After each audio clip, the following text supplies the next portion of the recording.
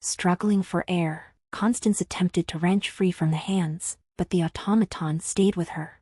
She turned and slammed the thing up against the door, then into the writing desk, and when she lost her footing, the two of them spilled onto the floor in a tangle, but nothing she could do eased that terrible, draining pressure. Her vision began to grow fuzzy, her face livid, purple lips opening and closing uselessly. Before darkness settled over her, her hand felt something cold and solid on the wet carpet. Constance grabbed it and stabbed upward at the creature's head.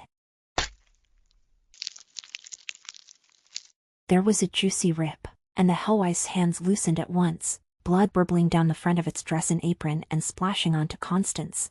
Gasping for air with a rattling croak, Constance arched her back and turned onto her side, into the puddle of wine and broken glass. The Hellwise, a long jag of crystal lancing up through the seam between its jaw and mask, fell forward onto the girl, and the two lay there for a few seconds before a blood-slick Constance slipped free and stood, still wheezing, surveying the mess with a dazed, disbelieving look. "Blood," she whispered, looking down at her crimson-drenched body. "How?" What brought her around was the voice emanating from one of the brass horns, muffled by the body of the Hellwise slouching over it.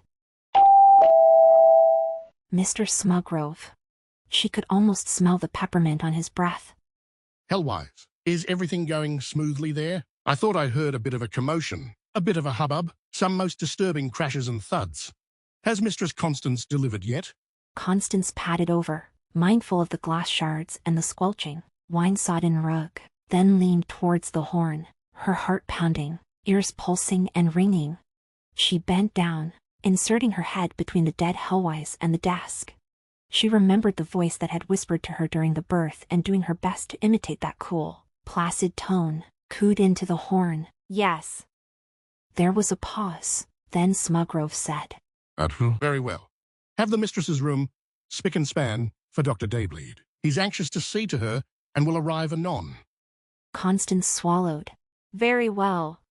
"And Hellwise, something seems to be occluding the crystal, I do believe. Have that cleaned, if you would be so good." She looked up at the lifeless creature, whose face had been impaled on the crystal knob above the horn into which she was speaking, blood oozing down its shaft.